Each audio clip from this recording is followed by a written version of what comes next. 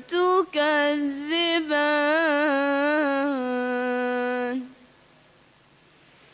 يسأله من في السماوات والأرض كل يوم هو في شأن فبأي آلاء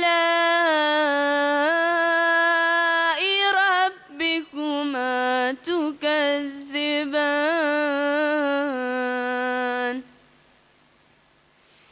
سنفرغ لكم أيها الثقلان فبأي آلاء ربكما تكذبان يا معشر الجن والإنس إن استطعتم أن تنفذوا من أقطار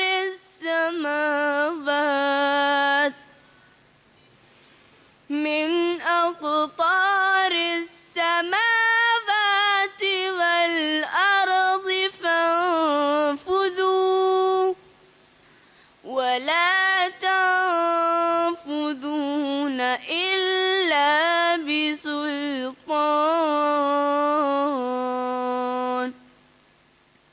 فبأي آلاء ربكما تكذبان صدق الله العلي العظيم.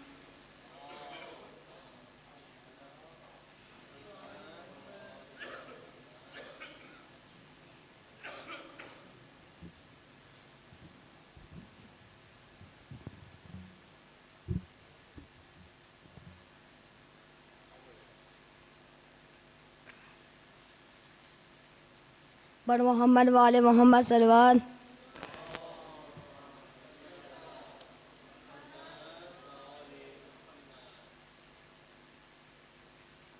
أعوذ بالله من الشيطان الرجيم.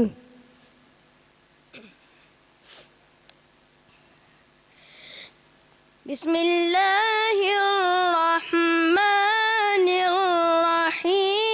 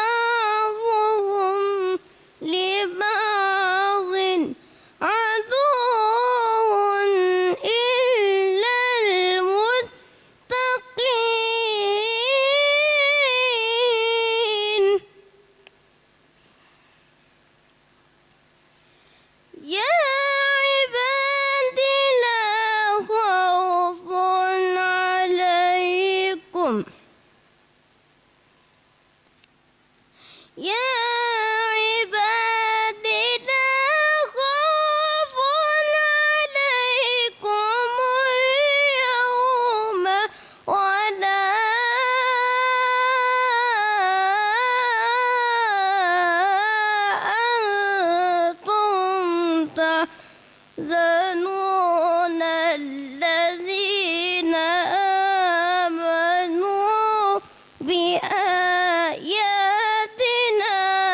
وكانوا مسلمين.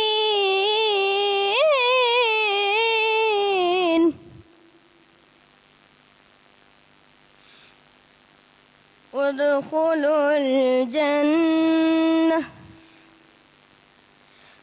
ادخلوا الجنة ادخلوا الجنة أنتم وأزواجكم تحبرون.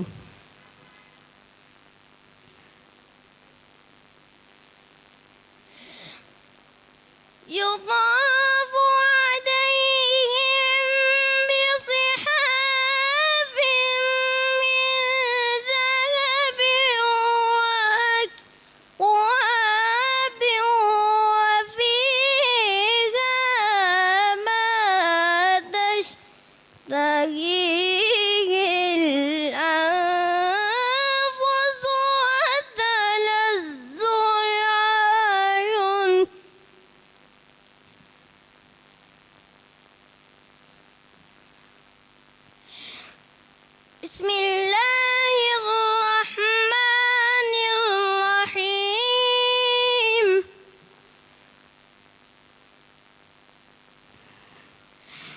والشمس وضحاها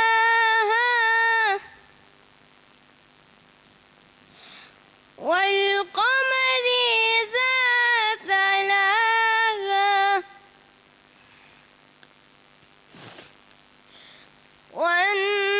والنهار إذا جلاها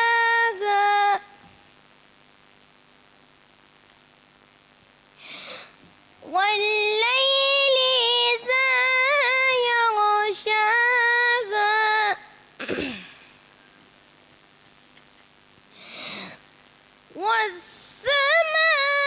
والسماء وما بناها والأرض وما طغاها ونفس وما سواها فألهمها فجورها وتقواها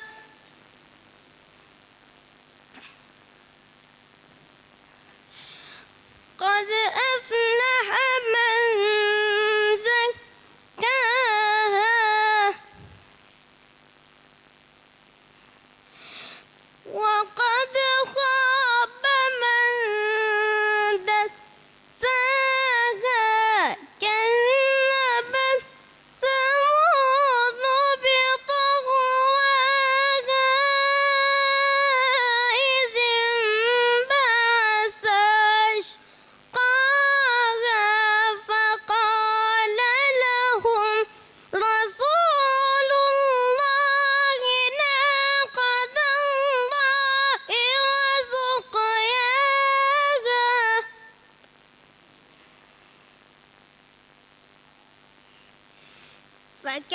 فكذبوه فعقروها فدمدم عليهم ربهم بذنبهم فسواها ولا يخاف عقباها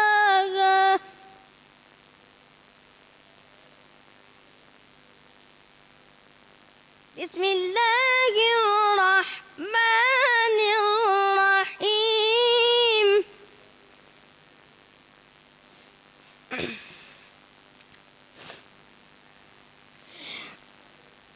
ربنا إننا سمعنا مناديا ينادي للإيمان أن آمنوا بربكم فآمنا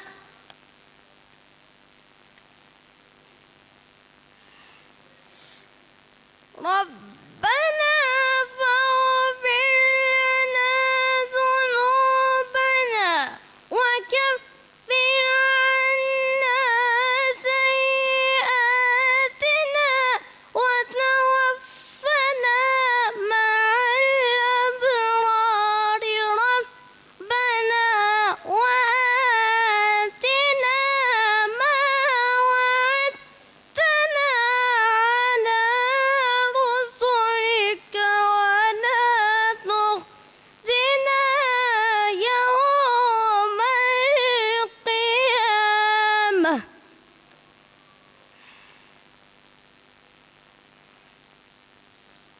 إنك لا تخلف الميعاد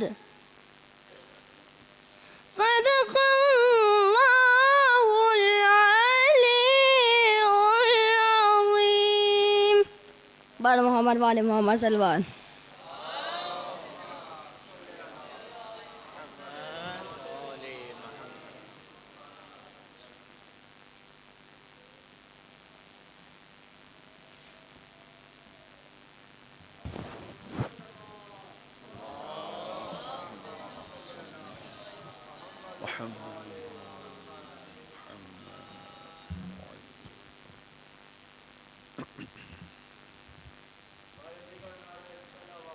اللہ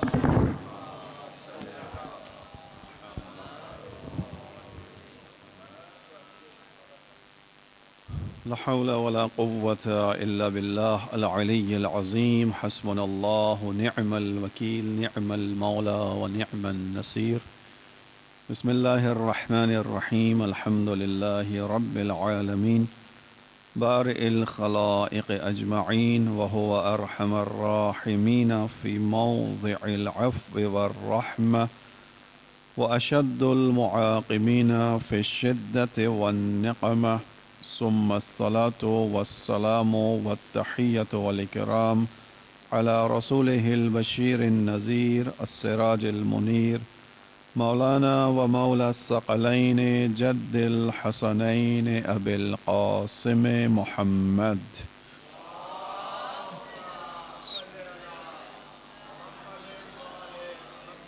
وعلى أهل بيته الطيبين الطاهرين المعصومين المظلومين الذين أذهب الله عنهم الرجس وطهرهم تطهيرا الله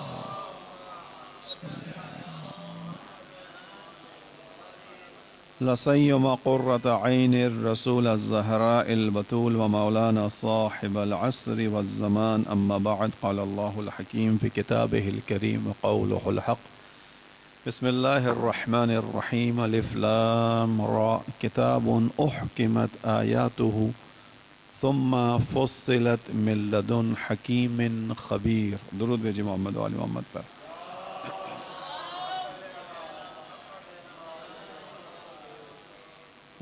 عزیزان محترم خداوند عالم انشاءاللہ آپ کے اور ہمارے آج کے اس دوسرے روزے کو اپنی بارگاہ میں قبول فرمائے. آج کا دن جو آپ نے اعمال انجام دی عبادت انجام دی دعائیں کی خدا ان تمام کو مستجاب کرے انشاءاللہ اور آئندہ آنے والے دنوں میں اس سے بہتر انداز میں ماہ مبارک رمضان سے استفادے کی توفیق ہم سب کو عنایت فرمائے. سورہ مبارک ہود ہمارا موضوع ہے. اس کے حوالے سے چند نکات آیات کے پیغامات کو آپ کے سامنے بیان کر رہے ہیں اور اس میں ہم نے کل تک جو ہے وہ تیسری آیت کو دیکھا تھا. آج چوتھی آیت سے سلسلے کو شروع کریں گے اور بات ہماری یہاں ختم ہوئی تھی کل کہ استغفار اور توبہ. استغفار کرنا اپنی گناہوں پر بخشش طلب کرنا خداوند عالم سے اور بخشش طلب کرنے کے بعد توبہ کرنا یعنی راستے کو درست کرنا. جو غلط ہوا ہوا کام ہے اس کی اصلاح کرنا یہ نجات کا سبب بنتا ہے.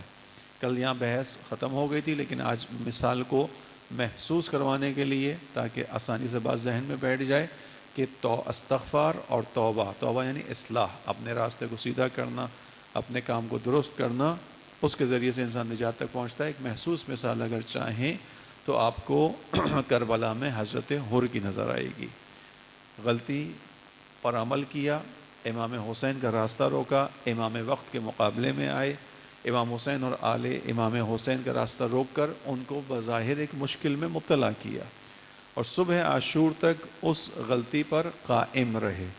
شب عاشور سے سوچنے کا عمل شروع ہوا, صبح عاشور تک وہ سوچنے کا عمل مکمل ہوا اور اسی پر انہیں احساس ہوا کہ میں غلط تھا, غلطی پر تھا, غلط راستے پر تھا. لہٰذا انہوں نے استغفار کی خدا کی بارگاہ میں. خداوند عالم سے طلب استغفار کی کہ پروردگار یہ غلطی ہوئی ہے, مجھے یہ کام نہیں کرنا چاہیے تھا, مجھے حسین علیہ السلام کا راستہ نہیں روکنا چاہیے تھا, میں سبب بن گیا کہ قافلہ یہاں رک گیا. اگر میں نہ آتا اپنے لشکر کے ساتھ یا ان کا مقابلہ نہ کرتا یا نہ روکتا تو اس وقت جس مشکل میں امام حسین اور ان کے سارے لوگ ہیں اس مشکل میں نہ ہوتے. لیکن اس کے باوجود انہوں نے خداوند عالم سے اپنی امید کو منقطع نہیں ہونے دیا. کئی موضوعات ہیں, کئی پہلو ہیں اس کے اندر, اس مثال کے اندر جس پہ ہم گزشتہ سالوں میں تفصیل سے بات کر چکے ہیں. حضرت حور کا تذکرہ مجھے یاد ہے 3 سال متواتر کیا ہے میں نے, اس لیے اب میں اس سال نہیں کر رہا, صرف آیت سے متعلق بات کو کر رہا ہوں. کہ استغفار یعنی جو کچھ ہوا غلطی ہوئی اس پہ پروردگار میں توبہ کرتا ہوں, استغفار کرتا ہوں اور پھر جو غلطی ہے اس کی اصلاح کرنی ہے. حضرت حر کی مثال اس لیے دی کہ وہاں اصلاح بھی نظر آ رہی ہے. استغفار کا کیا مطلب ہے کہ لشکر یزید میں رہنے کو قبول نہیں کیا. اگر رہ جاتے تو دوسرے لشکر یزید میں رہنے والوں کو بھی انعامات کی جو ہے وہ دعوت تھی کہ اگر تم حسین کے خلاف قیام میں شامل رہو گے, حسین کے خلاف قیام کرو گے, لشکر لے کر جاؤ گے, جنگ کرو گے, لڑو گے تو کیا ہوگا, انعامات ملیں گے. وہی چیز جس کو آخری وقت میں امام حسین جب شمر سے کہتے ہیں کہ جانتا ہے مجھے کون ہو، وہ کہتے ہیں ہاں پہچانتا ہوں آپ کو، حسین ہے۔ امام کہتے ہیں پھر کیوں میرے خون سے اپنے ہاتھوں کو آلودہ کرنا چاہتا ہے؟ وہ کہتا ہے اس لیے کہ اس کام کو کرنے پہ بڑے انعامات دیے جائیں گے، یعنی انعام کے لالچ میں دنیا کی خاطر کیا اس نے کام۔ امام نے کہا میرے اس قتل سے اپنے آپ کو پیچھے کر لے، جو وعدے تجھ سے کیے گئے ہیں میں پورا کر دوں گا۔ امام حسین اس وقت بھی اس کو بچانے کی کوشش کر رہے ہیں، یہ وعدے اس کے ساتھ بھی تھے۔ لہٰذا لیکن اس نے کیا استغفار کیا کہ نہیں پروردگار یہ راستہ صحیح نہیں ہے، غلطی ہوئی ہے، خطا ہوئی ہے، اور اس کی اصلاح کیسے کی کہ پہلے امام حسین کا ساتھ روکا تھا، اب امام حسین کا ساتھ دینے پر تیار ہو گئے، اپنے لشکر سے نکل کر امام حسین کے لشکر میں آئے، اپنے کام کی اصلاح کی۔ اب امام حسین کی اگر جان کو پہلے خطرے میں ڈالا، اب آگے بڑھ کر اپنی جان کا نذرانہ پیش کر کے کوشش کی جتنا ممکن ہو سکے امام حسین کو محفوظ کر سکیں، یہ اصلاح ہے، ٹھیک ہے۔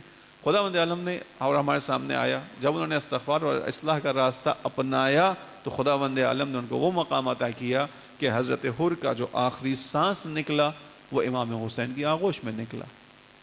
یہ اصلاح ہے، اصلاح کے نتیجے میں خداوند عالم راستہ سیدھا کرتا ہے۔ خوب، خداوند عالم نے آیت نمبر 4 میں ہم کو یہی پیغام دیا، سورہ ہود کی ہماری بات ہو رہی ہے کہ تمہارا پلٹنا اللہ کی طرف ہے، الی اللہ مرجعکم، تم سب کے سب اللہ کی طرف ہی پلٹائے جاؤ گے، یعنی چونکہ تمہارا معبود سوائے خدا کے کوئی اور نہیں ہے، ذہن میں رکھیے گا، تمہارا معبود خدا کے سوا کوئی نہیں ہے، لہذا تم سب پلٹائے کس کی طرف جاؤ گے؟ کس کے پاس تمہیں پلٹ کر جانا ہے؟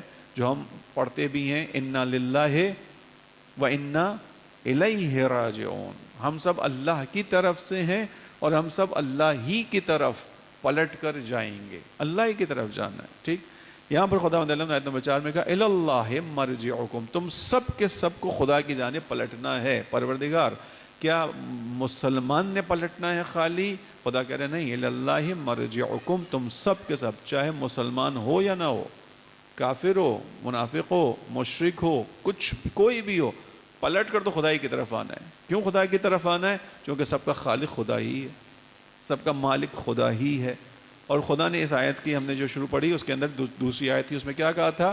اس نے یہ کہا تھا کہ قرآن نازل ہوا اور اس کے بعد کہا کہ جو لائق عبادت ہے وہ فقط کون ہے؟ اللہ ہے۔ مشرک نے نہیں پہچانا اس دنیا میں رہتے ہوئے، خدا اسے وہاں باز پرس کرے گا۔ کافر نے نہیں پہچانا، وہاں باز پرس ہونی ہے، پوچھا جائے گا۔ کس چیز سے خدا پوچھ گچھ کرے گا؟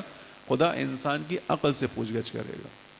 تمہارے پاس عقل تھی، تمہارے پاس شعور تھا، تمہارے پاس فکر تھی، اور اس کائنات کے اندر خداوند عالم کی نشانیاں بھری ہوئی تھیں، تم نے کیوں خدا کو نہیں پہچانا؟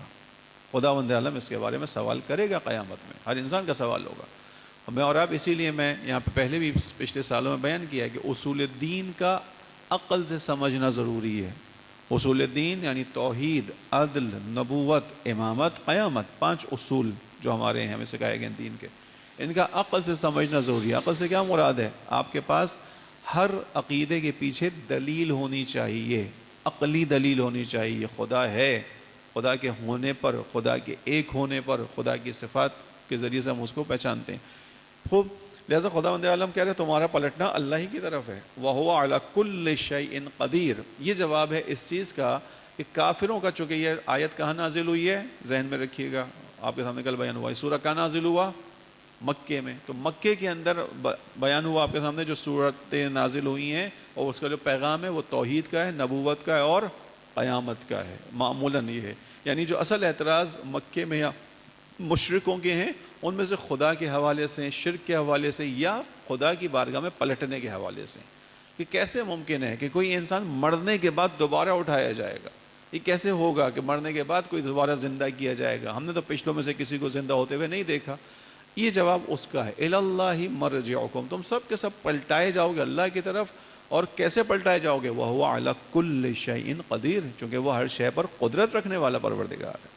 لہٰذا جب وہ تمہیں زمین پر بھیج سکتا ہے، ایک وقت میں تم نہیں تھے، تمہارا کوئی وجود نہیں تھا، اس نے وجود دیا ہے، ایک وقت آئے گا وہ تمہیں یہاں سے دوبارہ اٹھا کر لے جائے گا، یہ اس کا اختیار ہے۔ یا اس سے بہتر انداز میں جواب آیا وہ سورہ یاسین کی آخری آیتوں میں آیا۔ سورہ یاسین کی آخری آیتوں میں جو تذکرہ ہے وہ یہ کہ ایک شخص نے آنے کے بعد ایک ہٹی اٹھائی جو بھری ہو رہی تھی، یعنی جو ریزہ ریزہ ہو رہی تھی، آہستہ آہستہ جھڑ رہی تھی وہ ہڈی، اور ریت کا حصہ بن رہی تھی. کسی شخص نے اٹھا کر ہڈی رسول اللہ سے کہا کہ من یحیی العظام وہی رمیم، یہ ہڈی کون دوبارہ زندہ کرے گا جبکہ یہ تو ریت میں تبدیل ہو گئی، بھربھری ہو گئی، چورا چورا ہو گئی. خدا کا جواب کیا تھا؟ خدا نے اس کا جواب دیا کہ اس کو کہہ دیجئے حبیب، اس کو وہی زندہ کرے گا جس نے اس کو پہلی مرتبہ بنایا تھا. جس نے اس کو پہلی بار اٹھایا تھا وہ اس کو دوبارہ اٹھا دے گا. یحییھا الذی انشأھا اول مرہ، جس نے اس کو پہلی مرتبہ اٹھایا تھا، اس ہڈی کو حیات دی تھی. اس وقت تو عدم سے حیات دی تھی. عدم سے کیا مراد ہے؟ نہیں تھی کہیں، اب تو ہے. ٹھیک ہے، خاک میں مل گئی ہے، اب اس کے اجزاء تو موجود ہیں، اس کو خاک سے سمیٹنا ہے، یہ آسان کام ہے بنسبت اس کے کہ عدم سے وجود دیا جائے. تو کہہ دیجئے اس کو وہی دوبارہ زندہ کرے گا جس نے اس کو پہلی بار بنایا. وَهُوَ بِكُلِّ شَيْءٍ عَلِيمٌ، یہ اس کا جواب ہے. کیسے کرے گا؟ وہ ہر شے کا جاننے والا ہے. یعنی اگر اس ہڈی کے بننے کے پیچھے ایک فارمولا ہے تو فارمولا بنانے والا جانتا ہے، وہ وہی ہے. ٹھیک، یہاں پہ بھی خدا نے کہا تم سب کو خدا کی جانب پلٹنا ہے، وہ ہر شے پر قدرت رکھتا ہے. اب جو 5ویں آیت ہے اس کے اندر خداوند عالم جو مشرکین ہیں ان کے بارے میں ایک چیز بیان کر رہا ہے. صرف مشرکوں سے مخصوص نہیں ہے، اگرچہ شان نزول ان کے بارے میں ہے، لیکن معمولاً انسان حق کے پیغام کو سننا نہیں چاہتا. انسان عمومی طور پر ایسا ہے. جو انسان کے اوپر، نفس کے اوپر انسان کا حملہ ہے، شیطان کا حملہ ہے، اور شیطان نے جو وعدہ کیا ہے، شیطان نے وعدہ کیا خداوند عالم سے، ایک چیلنج کیا خداوند عالم سے. وہ چیلنج کیا ہے خداوند عالم کو. شیطان نے کیا چیلنج کیا تھا؟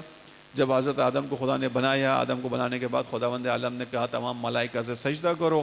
شیطان بھی صف ملائکہ میں تھا، ملائکہ کی صفوں میں تھا، عبادت گزار تھا، اس وقت تک سجدہ کرتا تھا.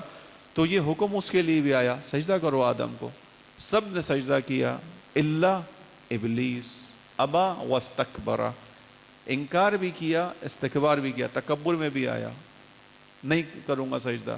کیوں نہیں کروں گا سجدہ؟ چونکہ انا خیر منہ، ابلیس کا کہنا ہے میں آدم سے بہتر ہوں. کیوں بہتر ہوں؟ خلقتہ من طین وخلقتنی من نار، اس کو خاک سے بنایا ہے، مجھے آگ سے بنایا ہے، لہذا میں بہتر ہوں. اب یہاں پر خداوند عالم نے اس کو کہا کہ جب تو نے امر الہی کی پیروی نہیں کی، خدا کے حکم کے مقابلے میں اپنی مرضی چلائی، خداوند عالم کے مقابلے میں اپنے حکم کی بات کی، تو نکل جا. فَإِنَّكَ رَجِيمٌ، رجیم رجم سے یعنی دھتکار دیا.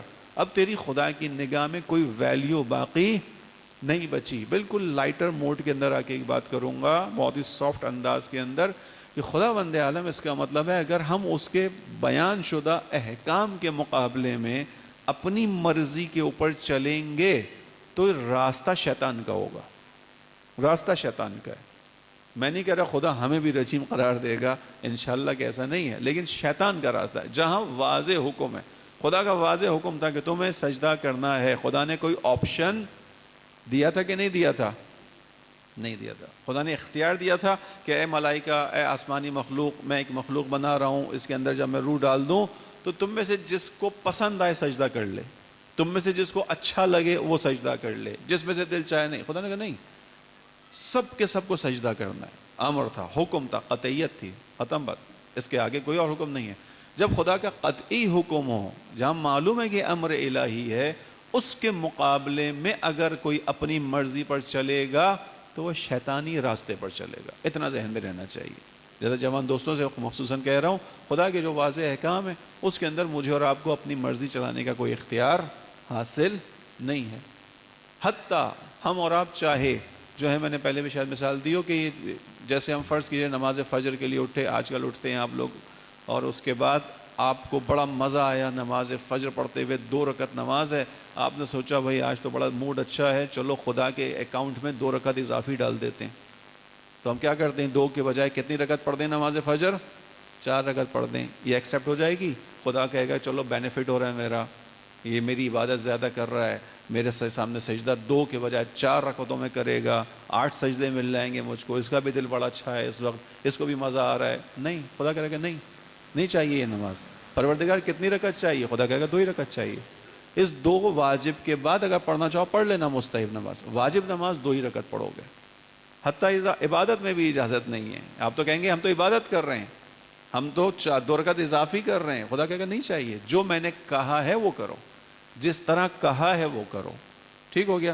لہذا یہ کچھ لوگ وہ لوگ کہ جو خداوند عالم کے مقابلے پر خدا کا حکم نہیں سننا چاہتے، خدا کی بات نہیں سننا چاہتے. اب یہ آیت ہے ظاہراً کافروں کے بارے میں، لیکن ایک عمومی رویہ رہا ہے انسانوں کا، جو آیت نمبر 5 ہے. اس میں خدا بیان کر رہا ہے کہ جب آپ ان کو دیکھتے ہیں کہ یہ لوگ کہ جو مخالف ہیں، یہ جب آپ کے پاس آتے ہیں تو آپ سے اپنے آپ کو چھپاتے ہیں، جس کو ہم کہتے ہیں نا ایک دوسرے کے پیچھے چھپنا، ایک دوسرے کے پیچھے ہو جانا. کیوں چھپاتے ہیں؟ تاکہ آپ ان کو اپنی بات نہ سنائیں، تاکہ ان کے کانوں میں آپ کی بات نہ پڑے. یعنی رسول اللہ کا پیغام کیا ہے؟ رسول اللہ ان لوگوں سے کیا مانگ رہے ہیں؟ ان کی جائیداد، ان کی دولت، ان کا پیسہ. کیا مانگ رہے ہیں رسول اللہ؟ کچھ مانگ رہے ہیں؟ مانگ نہیں رہے. رسول اللہ دے رہے ہیں. کیا دے رہے ہیں؟ حق دے رہے ہیں، حق کی بات بتا رہے ہیں، ہدایت کا پیغام دے رہے ہیں. لیکن وہاں جو لوگ ہیں وہ اپنے آپ کو رسول اللہ سے چھپا رہے ہیں، بچا رہے ہیں. جب رسول اللہ کے سامنے آ رہے ہیں، قرآن کی آیت نمبر 6 کا 5 کا ترجمہ ہی کر رہا ہوں، جب آپ کے سامنے پہنچتے ہیں تو اپنے کپڑوں کو اپنے سروں پر ڈال لیتے ہیں. یعنی ایسے ڈھانک لیتے ہیں سر کو کہ چہرہ پہچان میں نہ آئے. کیوں نہ آئے؟ کہیں ایسا نہ ہو کہ یہ رسول تو میں کہہ رہا ہوں، یعنی محمد ہم کو روک کر باتیں بتانا شروع نہ کر دے. پھر بچوں غور سے سننا، رسول اللہ جو باتیں بتا رہے ہیں وہ کون سی بات بتا رہے ہیں؟ اپنے فائدے کی بتا رہے ہیں یا ان کے فائدے کی بتا رہے ہیں؟ ان کے فائدے کی بتا رہے ہیں. ان کو ہدایت کر رہے ہیں، ان کو اللہ کا راستہ دکھا رہے ہیں. لیکن ان کو اللہ کا راستہ نہیں دیکھنا، ہدایت نہیں ہونی ان کی، وہ ہدایت نہیں چاہتے. نتیجے میں کیا ہوتا ہے؟ اپنے آپ کو ہٹاتے ہیں، بھئی ہم نے نہیں سننا، ہم نے نہیں جانا. اب یہ مزاج، میں نے کہا یہ کافروں کے بارے میں آیت آئی ہے، لیکن عمومی طور پہ یہ مزاج تو مزاج ہے نا. ہمارے یہاں بھی بعض اوقات یہ مزاج ہمارے سامنے آتا ہے. ادھر آپ نے ہدایت کی، اصلاح کی، حق کی بات شروع کی، وہاں سے آپ کو جواب آیا ہمیں مت سمجھاؤ، ہمیں نہیں پڑھاؤ، ہمیں نہ سکھاؤ.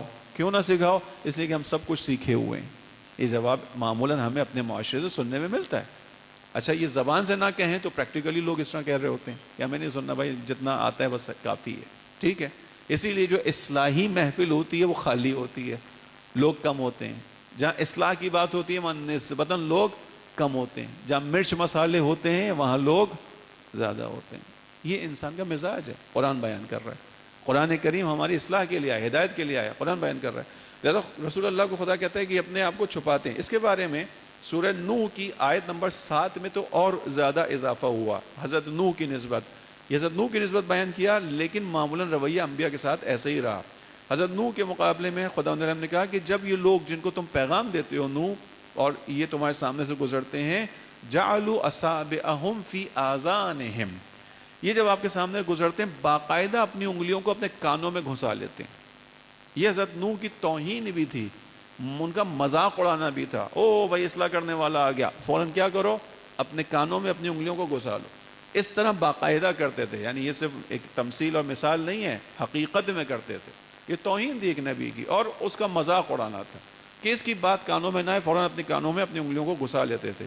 وَاسْتَغْشَوْا ثِيَابَهُمْ، اور اپنے کپڑوں کو اپنے چہروں پر ڈال لیتے تھے تاکہ حضرت نوح کا ان کو سامنا نہ کرنا پڑے. خوب، یہ آیت نمبر 6 نے یہ بیان کیا کہ بعض دفعہ انسان اس طرح کے ہوتے ہیں کہ جو حق کا پیغام سننے سے کتراتے ہیں، اور یہ روش انسانوں کے اندر جاری ہے، آج بھی ایسا ہی ہے.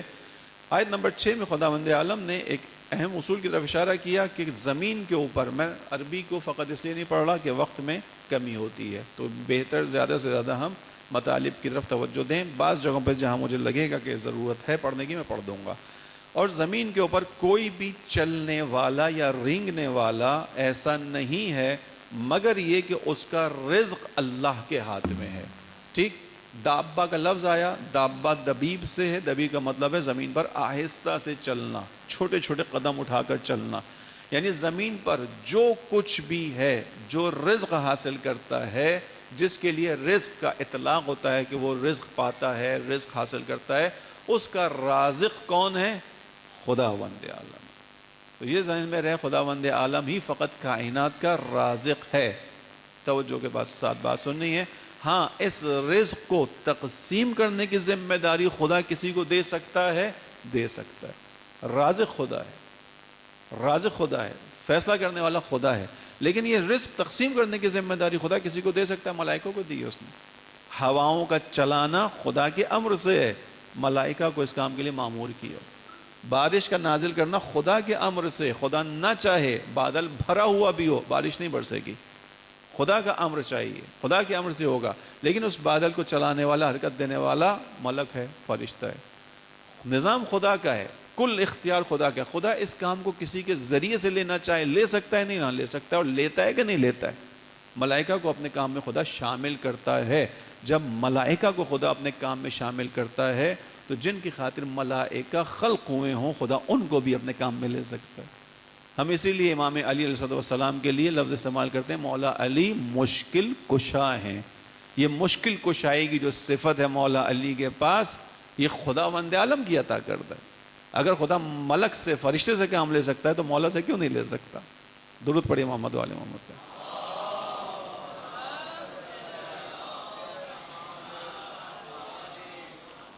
خدا نے ارشاد فرمایا کہ زمین پر جو کچھ بھی چلتا ہے، حرکت کرتا ہے، جنبش میں آتا ہے، اس کا رزق اللہ کے پاس ہے، اور اللہ ہی اس کی جگہ سے واقف ہے، اور اللہ ہی کو اس کا علم ہے کہ وہ کہاں پر ہے، اس کی چھپنے کی جگہ، چلنے کی جگہ۔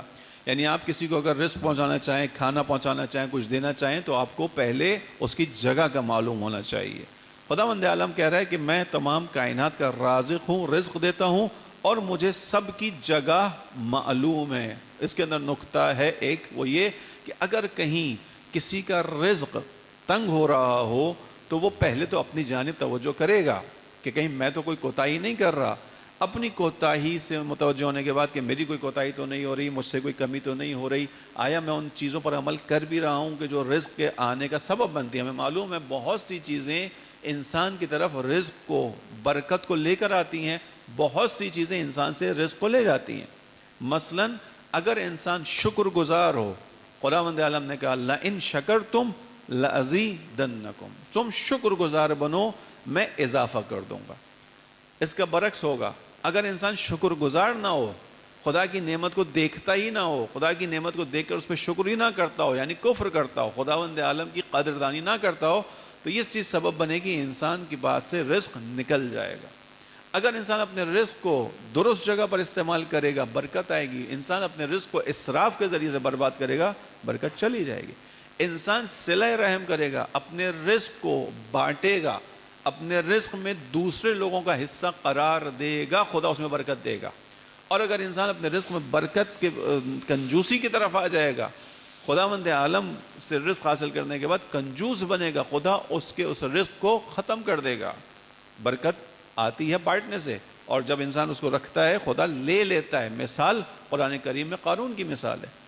قرآن کریم میں قارون کا قصہ ہے۔ قارون کے پاس اتنا تھا کہ اس کے زمانے کے لوگ اس کو دیکھ کر، جب وہ نکلتا تھا باہر، اتنا مال تھا کہ اسے دیکھ کر مؤمنوں کے دل میں آرزو پیدا ہوتی تھی کاش ہمارے پاس بھی کچھ ہوتا اتنا۔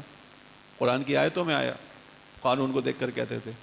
قارون سے کہا گیا، خداوند عالم کی جانب سے کہا گیا، اس کو پیغام دیا گیا کہ احسن کما احسن اللہ علیک، جیسے خدا نے تیرے ساتھ اچھائی کی ہے، تجھے اتنا مال فراوان دیا، مال کثیر دیا، تو بھی لوگوں کے ساتھ اچھائی کر، یعنی اپنے اس رزق کو بانٹ، کہ بانٹنے سے بڑھے گا، کم نہیں ہوگا۔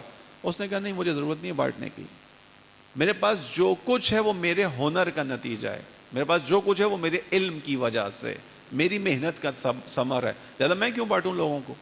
جب اس نے یہ کہا، خداوند عالم نے جب وہ اگلے دن نکلا، اس کو اس کے تمام خزانوں کے ساتھ زمین میں دفن کر دیا۔ قارون بھی گیا زمین میں، اس کے خزانے بھی گئے۔ اب جو مومن لوگ تھے، انہوں نے جو دیکھا، کل تک آرزو کرتے تھے کہ کاش ہمارے پاس بھی ایسا ہوتا، وہ سمجھ گئے کہ یہ جو مال تھا، یہ مال اس کے لیے آزمائش کا ذریعہ تھا، اور اس آزمائش میں وہ ناکام ہو گیا، اپنے اسی مال کے ساتھ زمین میں دھنس گیا۔ تو انہوں نے وہاں خداوند عالم سے کہا پروردگار تیرا شکر ہے، تو جانتا ہے کس کو کتنا دینا ہے، اگر ہمارے پاس بھی زیادہ ہوتا شاید ہمارا بھی انجام یہی ہوتا۔ وہ انسان اگر خدا کی خاطر جو ہے تقسیم کرتا ہے، خداوند عالم اس کے رزق میں اضافہ کرتا ہے۔ خداوند عالم جانتا ہے زمین پر ہر چلنے والے کا رزق اللہ کے ہاتھ میں، اسے پتہ ہے کون کا ہے۔ نقطہ کیا تھا، اگر میری کوتاہی نہیں ہے، محنت کر رہا ہوں، جو ایفرٹس کرنے چاہیے وہ کر رہا ہوں، اس کے باوجود رزق میں کمی ہے، تو میں یہ نہ سوچوں کہ خدا مجھے بھول گیا ہے۔ خدا اس آیت میں کیا کہہ رہا ہے، جو بھی زمین پر چلتا پھرتا ہے اس کا رزق اللہ کے پاس ہے، اللہ کے ہاتھ میں ہے، اور اللہ اس کی جگہ کو جانتا ہے۔ جب جگہ کو جانتا ہے تو اس کی کیفیت کو بھی جانتا ہے، اس کی جو حالت ہے اسے بھی جانتا ہے۔ یعنی خدا غافل نہیں ہے۔ اگر تم محنت کے باوجود کسی خاص مقام تک پہنچ پا رہے ہو شاید مصلحت یہ ہے کہ تمہیں اس سے زیادہ نہ ملے، شاید مصلحت یہ ہے۔ اور اس کے بارے میں بہت سے تاریخ کے روایات اور ہمارے سامنے واقعات آتے ہیں کہ جہاں انسان کی مصلحت ہوتی ہے کہ اس کو کثیر مال نہ ملے، لیکن وہ زبردستی سے کوشش کر کے مال کثیر حاصل کرتا ہے، وہ نعمتوں سے محروم ہوتا ہے۔ مثال اس کی ہے سورہ توبہ کے اندر ظاہراً، جو مجھے یاد آ رہا واقعہ، ایک شخص کا واقعہ ہے، اس کے بارے میں بیان ہوا کہ رسول اللہ کی خدمت میں آیا، اور آنے کے بعد اس نے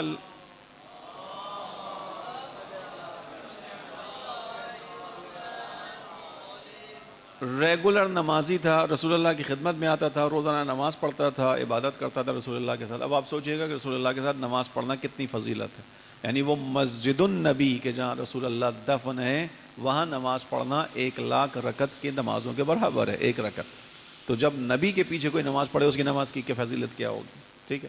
خدا آپ سب کو نصیب کرے انشاءاللہ، جانا نصیب ہو۔ رسول اللہ کے ساتھ تھا، زندگی گزر رہی تھی سادہ زندگی۔ اس نے ایک دن آ کے رسول اللہ سے کہا، یا رسول اللہ آپ دعا کریں میرے لیے کہ میرے مال میں اضافہ ہو۔ اس کے پاس مویشی تھے، حیوانات تھے اس کے پاس۔ رسول اللہ نے کہا جتنا خدا نے دیا اس پہ قانع رہو، اس پہ شکر کرو۔ اس نے کہا نہیں میں قانع ہوں، شکر کرتا ہوں، لیکن آپ دعا کریں، اور اگر خدا مجھے اضافہ کر دے گا، میرے مال میں اضافہ ہو جائے گا، لئن آتانا من فضلہ، اگر خدا اپنے فضل سے مجھے عطا کرے گا، لنصدقن، میں حتماً ضرور بالضرور راہ خدا میں خرچ کروں گا۔ یعنی کیا کہہ رہا ہے، نیت کیا کر رہا ہے اس وقت، کہہ رہا ہے کہ میرے پاس اگر مال آ جائے گا تو اللہ کے رسول میں اس کو اپنے پاس رکھوں گا تھوڑی، اسے راہ خدا میں خرچ کروں گا۔ میں چاہتا ہوں مال ملے، اپنے لیے بھی استعمال کروں، خدا کی مخلوق پہ خرچ کروں۔ رسول اللہ نے اس کے اصرار پر اس کے لیے دعا کی، پروردگار اس کے مال میں اضافہ فرما۔ مویشی تھے اس کے پاس، حیوانات تھے اس کے پاس، مال بڑھنا شروع ہوا۔ ابھی وہ رہ رہا تھا مدینہ کی گلی میں 1 2 3 جانوروں کے ساتھ، اب آہستہ آہستہ مال بڑھنا شروع ہوا تو ظاہر ہے اب لوگوں کا بھی اعتراض ہوگا کہ بھائی یہ گھر تو رہائشی علاقہ ہے، یہاں جانور تو نہیں رہ سکتا، جیسے آپ کے علاقے میں بھی ہوگا، کوئی یہاں پہ جو ہے وہ ڈیری فارم گلی کے اندر نہیں کھول پائے گا، کھولے گا تو بڑا طریقے کے ساتھ اس کو زندگی گزارنی پڑے گی۔ نتیجہ کیا ہوا، جانور بڑھے تو اس کو مدینے سے کچھ باہر، یعنی آبادی سے باہر جگہ لینی پڑی۔ اب جو آبادی سے باہر جگہ لینی پڑی تو نتیجہ کیا ہوا، اس کا کاروبار اب جانوروں کو چرانے بھی جانا ہے، ان کا دیکھ بھال بھی کرنا ہے، ان کا کھانا کھلانا بھی ہے، سب کچھ کرنا ہے۔ آہستہ آہستہ وہ مسجد میں آنے سے اس کا وقت کم ہوتا چلا گیا۔ وہ جو ریگولر نمازی تھا اب آہستہ آہستہ اپنی نماز سے گیا، کاروبار وسعت اختیار کرتا چلا گیا، بڑھتا چلا گیا، یہاں تک کہ اس کو جو مدینے کے بالکل باہر کا علاقہ تھا اس سے بھی آگے جگہ جا کر لینی پڑی، کیونکہ بڑھ گیا، مال بہت زیادہ ہو گیا۔ اب جب جگہ اس نے آگے لے لی تو اب کبھی کبھی آتا تھا مسجد میں، کبھی کبھی نماز کے لیے آ رہا ہے، کبھی کبھی جو ریگولر تھا۔ رسول اللہ نے شروع میں کہا تھا جو ہے اس پہ راضی رہو، یعنی خدا جانتا ہے کس کو کتنا دینا ہے۔ بعض اوقات یہ مال آزمائش کا ذریعہ بنتا ہے، بعض اوقات انسان کی مصلحت میں نہیں ہوتا، ٹھیک ہے، انسان نے اپنی محنت کرنی ہے۔ مال اس کا بڑھا، بڑھتے یہاں تک پہنچا کہ وقت آ گیا جس زمانے میں رسول اللہ زکوٰۃ جمع کرتے ہیں تاکہ معاشرے کا نظام چلا سکیں۔ اب زکوٰۃ کیا ہے؟ زکوٰۃ آپ کو معلوم ہے جیسے خمس ہے، مال کے اوپر، آپ کے پیسے کے اوپر، آپ کی بچت کے اوپر۔ تو خمس جو ہے وہ آپ کی آمدنی پر نہیں ہے، ذہن میں رکھیے گا، خمس کس چیز پر ہے؟ بچت کے اوپر ہے، جو سیونگ ہے آپ کی سال بعد۔ یعنی چونکہ خمس کو بعض لوگوں نے اتنا بدنام کر دیا کہ آپ جو کماؤ اس پہ دے دو، نہیں، خدا کو آپ سے کچھ نہیں چاہیے۔ یہ جو خدا کہہ رہا ہے سال بھر کھاؤ، اگر سال بھر کھانے کے بعد کچھ بچ جائے اس کا بھی 20% دے دینا تاکہ معاشرہ چل سکے، تاکہ معاشرے کا غریب انسان بھی تمہاری طرح کی زندگی گزار سکے، ٹھیک ہے۔ یہ 20% بھی لینے کا مقصد یہ ہے تاکہ حق امام دے سکو، تمہارے مال میں امام کا حق ہے، اس حق کو نکالو، ٹھیک، تاکہ تمہارا مال پاک ہو سکے۔ اسی طرح بہت سی چیزوں پہ زکوٰۃ ہیں، ان میں سے جانور ہیں، ان میں فصلیں ہیں اور کچھ چیزیں اور ہیں۔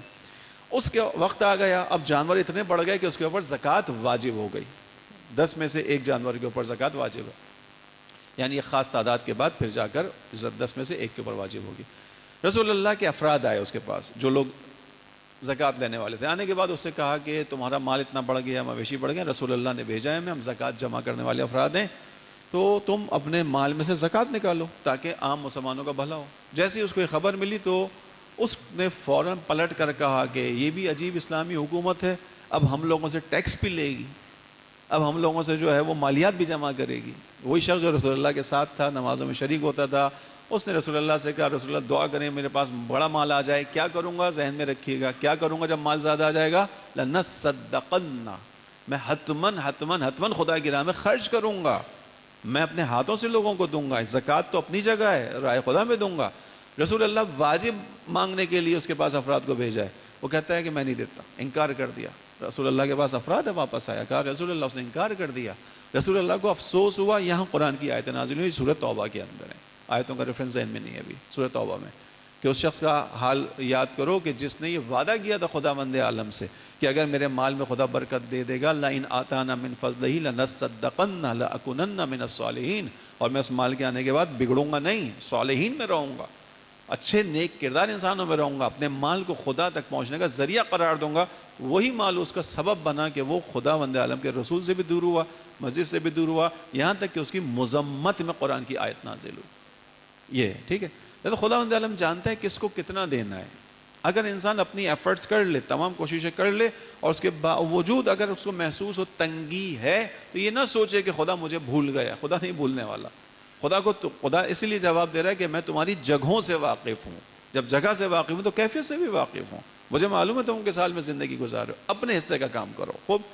اور اس آیت کے ذیل میں جو مفسرین نے بیان کیا وہ یہ کہ اگر کوئی اس آیت سے مطلب لے کہ اب جب کہ خدا نے کہہ دیا کہ ہمارے ہاتھ میں تمام لوگوں کا علم ہے، ہم گھر میں بیٹھ جائیں، یہ نہیں ہے۔ اپنے حصے کا کام انسان نے انجام دینا ہے، اگر اپنے حصے کا کام انجام دے گا تو خدا رازق ہے۔ اگلی آیت، آیت نمبر 7، وہی خدا ہے کہ جس نے آسمان اور زمین کو 6 دنوں میں خلق کیا، اور اس کا اپنا عرش یعنی اپنا تخت جو ہے وہ پانی پر ہے، اور اس نے ان تمام چیزوں کو خلق کیا لیبلوکم، تاکہ تم سب کو آزمائے، ایوکم، تم میں سے کون احسن عملا، بہترین عمل انجام دینے والا ہے۔ اور ان میں سے، اور اگر کوئی آ کر آپ سے کہے اے ربی کہ آپ جو ہیں وہ، درود پڑھیے محمد والے محمد،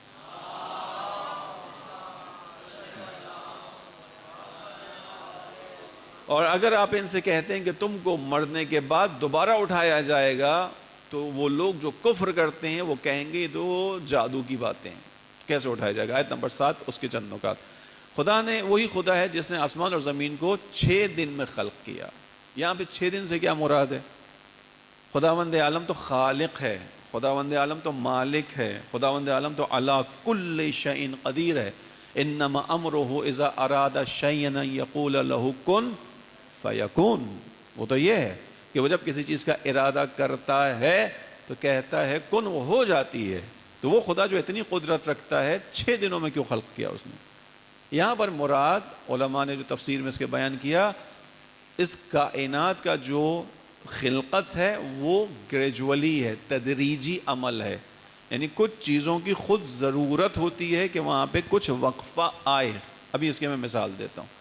اس کا مطلب خدا کی قدرت میں کمی کا نہیں ہونا نہیں ہے، اس کا مطلب خدا کے اختیار میں کمی کا ہونا نہیں ہے، چیزوں کی اپنی ضرورت ہے۔ مثال کے طور پر خداوند عالم نے زمین پر درخت اگائے۔ اب یہ درخت اگائے خدا کے ساتھ، جہاں قدرت خدا کی ہے، غور سے سنیے گا، جہاں خدا کی قدرت اگانے کی ہے، جو کل بھی بیان کیا، سورہ واقعہ میں بیان کیا، انتم انشأتم شجرتها ام نحن المنشئون، آیا اس درخت کو تم اگاتے ہو یا ہم اگاتے ہیں؟ خدا کہہ رہے ہیں ہم اگا رہے ہیں۔ لیکن جہاں یہ خدا کہہ رہے ہیں ہم اگا رہے ہیں، وہیں اس درخت کے اگنے کا اپنا ایک نیچرل پروسیس ہے۔ خدا نے اس کائنات کو پروسیس کے تحت بنایا ہے، خدا نے اس کائنات کو نظم کے تحت بنایا ہے، نظام کے تحت بنایا ہے۔ درخت اگنے کا پروسیس کیا ہے؟ درخت کبھی بھی آج بیج ڈالیں تو کل درخت میں تبدیل نہیں ہوگا بیج۔ بیج کا اپنا جو بننے کا پروسیس ہے، عمل ہے، وہ تدریجی ہے۔ یہ بیج کی صلاحیت ہے۔ چونکہ یہ عالم مادہ ہے، غور سے سنیے گا اس بات کو، اس کا جواب کہ کیوں خدا نے 6 دن میں خلق کیا، چونکہ عالم مادہ ہے جو خلق ہوا ہے۔ مادہ یعنی میٹر کی اپنی پراپرٹیز ہوتی ہیں، اپنی صفات خصوصیات ہوتی ہیں۔ اس میں سے ایک مثال دے رہا ہوں بیج کی، کہ بیج کو خدا سورہ واقعہ میں کہہ رہے ہیں ہم اگاتے ہیں، درخت میں ہم تبدیل کرتے ہیں۔ تو پروردگار جب تو تبدیل کرتا ہے تو تو قدرت رکھتا ہے، علی کل شیء قدیر ہے۔ اور سورہ یاسین میں تو کہہ رہا ہے تو جس چیز کا ارادہ کرتا ہے وہ ہو جاتی ہے۔ تو یہ درخت جو اگ رہا ہے، پھر یہ کیسے اگے گا؟ خدا کہے گا اس کا طریقہ یہ ہے، بیج زمین میں جائے گا۔ اب اس کا طریقہ یہ، بیج زمین میں جانے کے بعد پانی حاصل کر کے اپنے اندر ٹوٹے گا، ٹوٹنے کے بعد زمین میں اپنی جڑ پھیلائے گا۔ پہلے اس زمین کے اندر جڑ پھیلانے کے بعد اس سے دوبارہ غذا حاصل کرے گا، پھر آہستہ آہستہ اوپر کا سفر شروع کرے گا. اس کے بعد جب اس کی جڑ تھوڑی مضبوط ہوگی، یہ زمین کے سینے کو چیر کر باہر نکلے گا، بڑھتا جائے گا، ایک پودے میں تبدیل ہوگا، پھر مزید بڑھے گا، پودے میں تبدیل ہونے کے بعد درخت میں تبدیل ہوگا، پھر جا کر اس پر پھل لگے گا. یہ تدریجی عمل ہے. یہ خود اس بیج کی خاصیت ہے. بیج ہو نہیں سکتا کہ ایک لمحے میں درخت میں تبدیل ہو جائے. سمجھ آ رہی ہے بات؟ تو یہ خدا کہہ رہا ہے کہ 6 دن میں خلق کیا. یہ خدا کی قدرت میں کمی نہیں ہے، عالم مادہ کی پراپرٹی یہ ہے. اس عالم مادہ کی خصوصیت اور خاصیت یہ ہے. جیسے ایک مثال آتے ہوئے جو بچے ساتھ تھے ان کو میں دے رہا تھا، مثال کے طور پہ آپ ایک بلڈنگ بنانا چاہیں، ایک گھر بنانا چاہیں. اب اس گھر میں آپ کے پاس کچھ چیزیں ہونی چاہیے. یعنی آپ کو کہنا چاہیے صاحب میں طاقتور ہوں. طاقت آپ کو 2-3 چیزوں کے اعتبار سے چاہیے. کس اعتبار سے چاہیے؟ مال کے اعتبار سے میں طاقتور آدمی ہوں. 200 گز کا گھر بنانا ہے. اس 200 گز کے گھر بنانے کا جو بجٹ ہے وہ مثال کے طور پہ 50 لاکھ ہے. ایک منزل بنانی ہے مثال. میرے پاس 50 لاکھ نہیں، 50 کروڑ روپے ہیں. طاقتور ہوں بھائی. اس گھر کے بنانے میں مجھے 50 مزدور لگانے ہیں. 50 مزدور نہیں، 5000 مزدور لا سکتا ہوں میں. طاقتور ہوں. 2 چیزیں ہو گئیں. دونوں کے اعتبار سے طاقت ہے میرے پاس. پیسے کے اعتبار سے بھی ہے، کوئی کمی نہیں ہے، کوئی رکاوٹ نہیں ہے. اور ساتھ ساتھ مزدوروں کے حوالے سے بھی کمی اور رکاوٹ نہیں ہے. اب مجھے اس گھر کو بنانے کے لیے کیا چاہیے؟ سیمنٹ چاہیے، سریا چاہیے، مٹی چاہیے، پانی چاہیے. یہ بنیادی چیزیں چاہیے. اب یہ چیزیں چاہیے. اب یہاں پر بے شک 50 کی جگہ ہے، تو کیا میں 50 کی جگہ پہ 5000 مزدور لگا سکتا ہوں؟ قدرت تو ہے میری. اس کام کا لازمہ یہ ہے کہ یہاں پر 50 افراد ہی لگیں گے، چونکہ یہاں پر ایک انسان اٹھا کر مسالہ لے کر آئے گا، دوسرا رکھے گا، لگائے گا. اگر 5000 وہاں آ جائیں گے تو وہاں رش لگ جائے گا، میلہ لگ جائے گا، وہاں دیوار نہیں بنے گی. اس دیوار کو بنانے کے لیے فاصلہ چاہیے، لوگوں کے درمیان فاصلہ ہونا چاہیے. پھر اس دیوار کے اوپر جو چھت آئے گی وہ کب آئے گی؟ اس چھت کو لگانے کا اپنا ایک پروسیس ہے. وہ کیا ہے؟ شٹرنگ لگے گی پہلے، تاکہ اس کے اوپر سریا رکھا جا سکے. اس سریے کے اوپر پھر جال بنایا جائے گا. پھر اس کے اوپر مٹی ڈالی جائے گی، یعنی کنکریٹ ڈالا جائے گا. چھت جو بنے گی، اس چھت کے اوپر بننے کے لیے مجھے 7 دن چاہیے اگلی اینٹ رکھنے کے لیے. کیوں؟ کیونکہ جو چھت بنی ہے اس کا پراپرٹی ہے کہ اس کو سوکھنے کے لیے وقت چاہیے، اس کو سورج چاہیے، اس کے اوپر پانی کی ترائی چاہیے. یہ ساری خصوصیات پراپرٹیز مادے کی ہیں. بنانے والے کے پاس کوئی کمی نہیں تھی، نہ مال کے اعتبار سے قدرت میں کمی تھی، نہ افراد کے اعتبار سے قدرت میں کمی تھی. لیکن اس چیز کا اپنا جو پروسیس ہے وہ ایسا ہے. اسی طرح یہ کائنات خدا وند عالم نے جو 6 دن میں بنائی ہے، خدا کے اندر کوئی نقص نہیں ہے، خدا کے اندر قدرت کی کمی نہیں ہے. اس عالم مادہ کی صلاحیت یہ ہے کہ گریجولی آگے بڑھ سکتا ہے. اس عالم مادہ کی جو ہے وہ خصوصیت ہے. اسی لیے جب آپ اس عالم مادہ سے نکلیں گے اور جنت میں جائیں گے، غور سے سنیے بات، جب آپ عالم مادہ سے نکلیں گے اور مادی مشکل آپ کے سامنے سے ہٹ جائے گی اور آپ جنت میں جائیں گے، جہاں انسان اس جگہ پہنچے گا کہ قرآن کی آیت کہتی ہوئی نظر آتی ہے کہ جب جنت میں انسان زندگی گزارے گا تو جس چیز کا ارادہ کرے گا وہ چیز سامنے خلق ہو چکی ہوگی. کیوں؟ کیونکہ وہاں عالم مادہ نہیں ہے، وہاں فقط عالم امر ہے. وہاں ہر چیز بغیر کسی مادے کے خلق ہو رہی ہے. اسی لیے وہاں پہ ہر چیز کا فقط خدا نہیں، انسان بہشت کے اندر فی ما تشتہی الانفس، جو ارادہ کرو گے، جو تمہاری خواہش ہوگی وہاں تمہارے سامنے ہوگا. ٹھیک ہو گیا؟ لہذا خداوند عالم نے آسمان اور زمین کو 6 دنوں میں خلق کیا ہے. یعنی یہ 6 دن تدریج مرحلہ ہے، اور یہ اس عالم مادہ کی پراپرٹیز کی وجہ سے ہے، نہ یہ کہ خدا کی قدرت میں کوئی کمی کی وجہ سے. ایک بات. دوسرا نقطہ اس کا مفسرین نے نکالا، مخصوصاً آیت اللہ محسن نقراتی نے نکالا، کہ کسی بھی چیز کو مستحکم کرنے کے لیے، یعنی عالم کائنات کو آپ دیکھتے ہیں مستحکم ہے. یہ کائنات کا نظام اپنی جگہ پر مستحکم نظام ہے، کوئی خلل نہیں ہے، کوئی اس کے اندر کوتاہی آپ کو نظر نہیں آئے گی. خداوند عالم نے سوروں کے اندر اس کائنات کے نظام کو کہا کہ آؤ دیکھو، کائنات میں غور کرو، کائنات میں فکر کرو، اور تم دیکھو کہ آیا خدا کے بنائے ہوئے نظام میں تم کوئی کمی، کوئی کوتاہی دیکھتے ہو؟ تمہیں نظر نہیں آئے گی. پھر اپنی نگاہ کو دوڑا لو، پھر دیکھ لو ایک دفعہ اور، تمہیں کوئی نظر نہیں آئے گی. کیوں؟ کیونکہ عالم مستحکم بنا ہوا ہے. مفسرین نے کہا کہ آپ جس کام کو مستحکم، مضبوط، اسٹرانگ کرنا چاہیں اسے گریجولی کریں. حتیٰ اب یہاں پہ جوانوں کے لیے کہہ رہا ہوں جو ایکسرسائز کرنا چاہتے ہیں کہ مجھے پتہ ہے نہیں کریں گے، لیکن اگر کر لیں تو بہت اچھا ہے ان کے اپنے لیے. ایکسرسائز بھی آپ پہلے ہی دن میں چاہیں کہ آپ جو ہیں وہ، پتہ نہیں کس کا میں نام لوں، ہم تو بھائی پرانے زمانے کے لوگ ہیں تو ہمیں تو بروس لی سمجھ میں آتا تھا، آج آپ کو کون سمجھ میں آتا ہے ہمیں نہیں معلوم.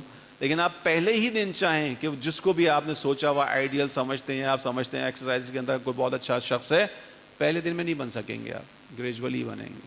اور پہلے دن میں آپ اس کی طرح بھاگنا شروع کر دیں گے. فرض کیجیے جس کو بھی آپ نے آئیڈیل اپنے ذہن میں قرار دیا، وہ مثال کے طور پہ دن میں 12 کلومیٹر دوڑتا ہے، تو آپ 12 کلومیٹر دوڑ تو جائیں گے شاید پہلے دن میں کسی طرح، لیکن اگلے 12 دن اٹھ نہیں پائیں گے. پھر تو عقل کا تقاضا کیا ہے؟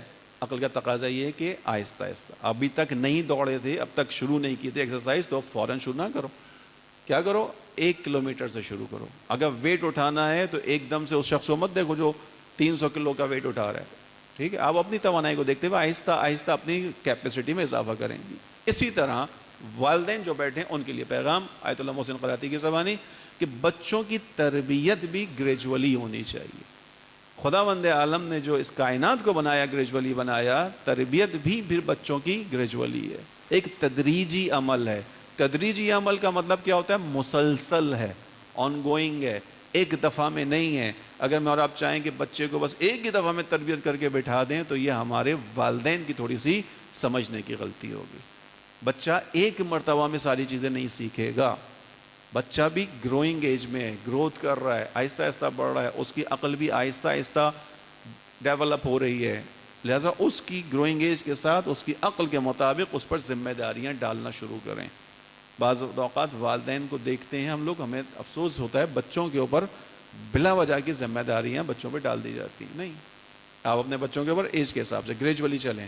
تربیت اگر مستحکم کرنا ہے تو ظرفیت کے مطابق چلیں. بالکل وہ مثال ذہن میں رکھیے گا مکان والی، کہ آپ کے پاس پیسہ تھا، طاقت تھی، مزدور تھے، آپ نے کہا نہیں میں ایک ہی دن میں چھت ڈال دوں گا، ڈال دیجیے. لیکن نتیجہ کیا ہوگا؟ چونکہ نیچے ابھی دیواریں مضبوط ہی نہیں ہوئیں، آپ نے اس کے اوپر چھت کا بوجھ ڈال دیا، تھوڑی دیر بعد وہ چھت کولیپس کر جائے گی، چونکہ آپ نے اس کی طبیعت پر عمل ہی نہیں کیا ہے. ابھی مضبوط ہی نہیں ہوئی تھی دیوار، ابھی اس کا گارا سوکھا ہی نہیں تھا، ابھی سیمنٹ نے اینٹ کو پکڑا ہی نہیں تھا، اور آپ نے اس کے اوپر آگے اضافی بوجھ ڈال دیا چھت کا. ٹن وزنی چھت ہے، وہ گرنی ہے. ٹھیک، خداوند عالم نے 6 دن میں آسمان اور زمین کو خلق کیا. کیوں کیا؟ اب اگلی بات، لِيَبْلُوَكُمْ، تاکہ تمہیں آزمائے، أَيُّكُمْ أَحْسَنُ عَمَلًا، تم میں سے کون ترجمہ کرے گا شاید کا؟ احسن عمل کرنے والا ہے. تم میں سے کون عمل کرنے والا ہے؟ نہیں، خداوند عالم ہم سے فقط عمل نہیں مانگ رہا، خدا کہہ رہا ہے احسن عمل. احسن یعنی بہترین عمل کرنے والا کون ہے؟ خوب غور کیجیے گا. اس کا مطلب ہے خداوند عالم نے مجھے اور آپ کو اس دنیا میں بھیج کر ایک دوڑ میں بھیجا ہے، ایک مقابلے میں بھیجا ہے، ایک میدان میں بھیجا ہے. اور اس میدان میں خدا یہ چاہتا ہے کہ دیکھے ایوکم احسن عملا، تم میں سے کون بہترین دوڑنے والا ہے. جوان بچوں سے کہہ رہا ہوں، میدان جنگ سے دوڑنے کی بات نہیں ہو رہی، نیکیوں کی طرف بھاگنے کی بات ہو رہی ہے. کیونکہ ہم ان کے ماننے والے ہیں جو میدان جنگ میں کبھی نہیں بھاگے ہیں. ٹھیک، نیکیوں کی طرف بھاگنے والے. اس نیکیوں کی طرف بھاگنے والوں تم میں سے کون بہترین ہے، کون تیز جاتا ہے. قرآن کی ایک آیت ہے کہ خداوند عالم کی نیکیوں کی طرف سبقت کرو، خدا کی مغفرت کی طرف سبقت کرو، آگے بڑھو، دوڑو، نیکی کے کام میں آگے بڑھو. ٹھیک، لِيَبْلُوَكُمْ أَيُّكُمْ أَحْسَنُ عَمَلًا، خدا دیکھنا چاہتا ہے تم میں سے کون بہترین عمل کرنے والا ہے. بہترین عمل یعنی اب خدا یہ نہیں دیکھنا چاہتا فقط کہ تم میں سے کون نماز پڑھنے والا ہے اور کون نماز نہیں پڑھنے والا، یہ تو ایک مقابلہ ہے. اب جب نماز پڑھنے والے ہو تو اس میں بھی خدا دیکھنا چاہتا ہے کہ کون بہترین نماز پڑھنے والا ہے، کس کی نماز خشوع کے ساتھ ہے، کس کی نماز خضوع کے ساتھ ہے، کس کی نماز خدا کی خاطر ہے اور کس کی نماز ریاکاری کی خاطر ہے. جب بہترین نماز کو اگر خدا دیکھنا چاہتا ہے تو پروردگار اس بہترین نماز کو دیکھنے کے لیے کوئی بہترین نمازی بھی بتا دے تو خدا کہے گا اگر بہترین نمازی کو دیکھنا ہو تو علی ابن ابی طالب کو دیکھ لینا.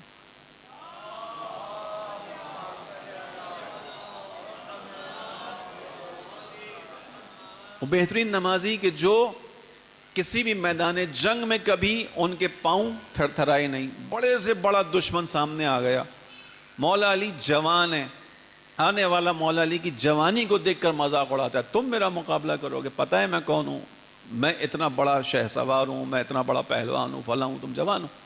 وہ امام علی کا مقابلہ کرتا ہے. وہاں امام علی کبھی نہ کپ کپائے، نہ تھر تھرائے، نہ ٹانگیں کانپی، کچھ بھی نہیں. تلوار سے مقابلہ کیا، 2 نیم کر کے چھوڑ کر آ گئے. لیکن وہی مولا علی جب نماز کے لیے آتے ہیں تو کیا کرتے ہیں؟ اب نماز کی جب باری آتی ہے تو جب مولا علی اللہ اکبر کہتے ہیں اب مولا کے جسم پر کپ کپی طاری ہوتی ہے. خدا کہہ رہا ہے تم میں سے کون بہترین نماز پڑھنے والا ہے؟ اگر دیکھنا ہے بہترین نمازی تو علی کو دیکھنا. اسی لیے معیار بنایا علی کو, اسی لیے میزان بنایا علی ابن ابی طالب کو. تم اپنی نماز کو اس سے مقابلہ مت کرنا جو نہیں پڑھتا. نہیں, تمہارے لیے میں نے مثال علی کو بنایا, تم اپنی نماز میں اس کو دیکھنا. جناب سیدہ کی پیروکار جو بچیاں بیٹھی ہیں, خواتین بہنیں بیٹھی ہیں, مائیں بیٹھی ہیں, تمہارے لیے معیار کون ہے عبادت میں؟ زہرا ہیں. زہرا کیوں کہا گیا جناب سیدہ کو؟ جب مصلی عبادت پہ کھڑی ہوتی تھی تو ان کا نور آسمان والوں کے لیے ویسے چمکتا تھا جیسے زمین والوں کے لیے ستارے چمکتے.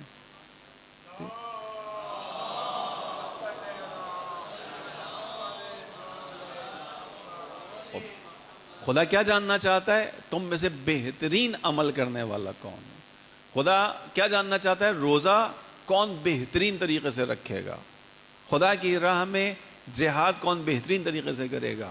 خدا کے دین کی نصرت اور مدد کون بہترین طریقے سے کرے گا. خدا یہ جاننا چاہتا ہے. ٹھیک ہے, خداوند عالم بھی جاننا چاہتا ہے. بچوں سے دوبارہ ہم ہمیشہ اپنی یہاں کی گفتگو کے اندر اس موضوع میں بہت زیادہ تاکیداً بات کرتا ہوں. خدا یہ دیکھنا چاہتا ہے کہ والدین کی اطاعت جو فرض ہے اس میں خدا دیکھنا چاہتا ہے تم میں سے کون ہے جو بہترین طریقے سے اپنے ماں باپ کی اطاعت کرتا ہے. تم میں سے کون ہے جو بہترین طریقے سے ماں باپ کے ساتھ پیش آتا ہے. تم میں سے کس کے والدین ہیں جن کے دل کے اندر ذرہ برابر کبھی بھی یہ نہیں ہوا کہ اس نے ہماری بے احترامی کی, توہین کی, ہماری بات کو نہیں مانا, ہمیں جھڑکا. خدا یہ دیکھنا چاہتا ہے. ٹھیک, خداوند عالم نے اس کائنات کو خلق کیا اور یہ دیکھنا چاہتا ہے کہ تم میں سے کون بہترین عمل کرنے والا ہے. خدا کثرت عمل کو نہیں مانگتا, کیفیت عمل کو مانگتا ہے. کثرت نہیں چاہیے خدا کو, کثیر عمل نہیں چاہیے خدا کو. کم عمل ہم دیں لیکن کیفیت کے ساتھ دیں. خوب, اس کے بعد اور اگر تم ان سے کہو گے کہ تمہیں جو ہے وہ اٹھنا ہے مرنے کے بعد, تو یہ کہیں گے یہ تو جادو کی بات ہے, یعنی اٹھنے کو جادو سے تعبیر کر رہے ہیں. آیت نمبر 8 میں خداوند عالم نے ارشاد فرمایا اگر ہم اپنے عذاب پر جو ہم ان کو بتا دیا, پیغام دے دیا, پیغام دینے کے بعد رسول اللہ نے کہا یا انبیاء نے کہا کہ دیکھو تم پر خدا کا عذاب آئے گا, تو انہوں نے اس کو سیریس نہیں لیا, سنجیدہ نہیں لیا. اور جب عذاب نہیں آیا تو ان میں سے بہت سے لوگ ہنستے ہوئے کہتے تھے کیا ہوا, وہ جو تم عذاب لا رہے تھے اس کا کیا ہوا؟ وہ جو تم ہم سے کہتے تھے کہ اگر ہم نے تمہاری بات نہیں مانی تو تم پر عذاب آ جائے گا, تو کیا ہوا؟ خداوند عالم ارشاد فرما رہا ہے کہ ہم نے جو ہے ان کو یہ بات پتہ ہونی چاہیے کہ خدا کا عذاب جس کا وعدہ کیا گیا ہے وہ حتماً آئے گا اور اسے پھر کوئی پلٹا نہیں سکے گا. اور جس دن وہ ہنسنے والے لوگوں کو اپنی لپیٹ میں لے لے گا. اگر خداوند عالم نے وعدہ کیا ہے کہ مستکبرین کو خداوند عالم اپنے عذاب میں گھیرے گا, تو اس عذاب کے اندر مستکبرین کو خدا گھیرے گا. اگر خداوند عالم نے وعدہ کیا ہے کہ ظالم کو خدا عذاب تک پہنچائے گا, مظلوم کی مدد کرے گا, تو کرے گا, لیکن اس کا بھی ایک اصول ہے. اصول کیا ہے؟ بنی اسرائیل حضرت موسیٰ کے زمانے میں مظلوم قرار پائے, فرعون ظالم قرار پایا. خداوند عالم کا فیصلہ ہے کہ ظالم کو عذاب دے گا, ظالم کو گھیر لے گا, ظالم کو نہیں چھوڑے گا, مظلوم کو نجات دے گا. لیکن اصول کیا تھا؟ مظلوم کو اپنی نجات کے لیے خود سے جو قدم اٹھانا تھا وہ ضرور اٹھانا پڑے گا.